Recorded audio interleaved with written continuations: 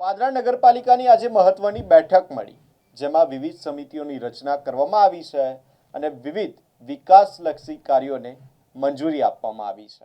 પાદરા નગરપાલિકાની સામાન્ય સભા પાલિકાના પ્રમુખ અને ઉપપ્રમુખની અધ્યક્ષસ્થાને યોજાઈ હતી. સભાની શરૂઆતમાં મુજપુર ગંભીરા બ્રિજ દુર્ઘટનાને 1 વર્ષ પૂર્ણ થતાં દુર્ઘટનામાં જીવ ગુમાવનાર મૃતકોને 2 મિનિટનું મૌન પાળી શ્રદ્ધાંજલિ અર્પણ કરવામાં આવી હતી. ત્યારબાદ સામાન્ય સભાની કાર્યવાહી શરૂ કરવામાં આવી. જિલ્લા ભાજપ દ્વારા વિવિધ સમિતિઓના ચેરમેનો માટે મેન્ડેટ આપવામાં આવ્યું હતું, જેના આધારે કારોબારી સમિતિના ચેરમેન સંતોષભાઈ પટેલ દ્વારા વિવિધ સમિતિઓના ચેરમેનોના નામોની જાહેરાત કરવામાં આવી. મહત્વની શિક્ષણ સમિતિના ચેરમેન તરીકે દિલીપસિંહ રાજપૂત, બાંધકામ સમિતિના ચેરમેન તરીકે પારુલબેન દરજી, વોટર વર્ક્સ સમિતિના ચેરમેન તરીકે સંકેતભાઈ પટેલ, સેનિટેશન સમિતિના ચેરમેન તરીકે રિમ્પલબેન પટેલ તથા ગટર સમિતિના ચેરમેન તરીકે જિજ્ઞેશાબેન પટેલની નિમણૂક કરવામાં આવી હતી. તે ઉપરાંત વાહન સમિતિના ચેરમેન તરીકે તેજસભાઈ ગોહિલ, સ્ટ્રીટલાઇટ સમિતિના ચેરમેન તરીકે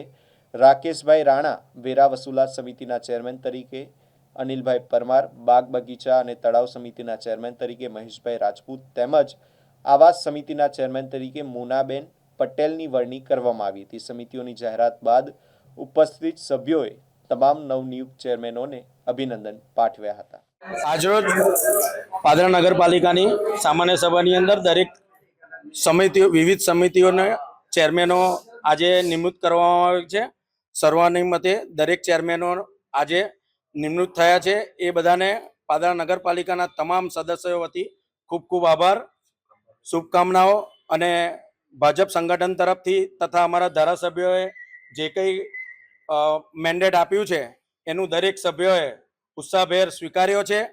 અને ધારાસભ્ય વતી તથા દરેક સમિતિઓના ચેરમેનોને આજથી એમના જે બી ખાતાઓમાં છે એ પ્રજાલક્ષી કાર્યોમાં લાગી જાય એવી ખાસ અપીલ છે.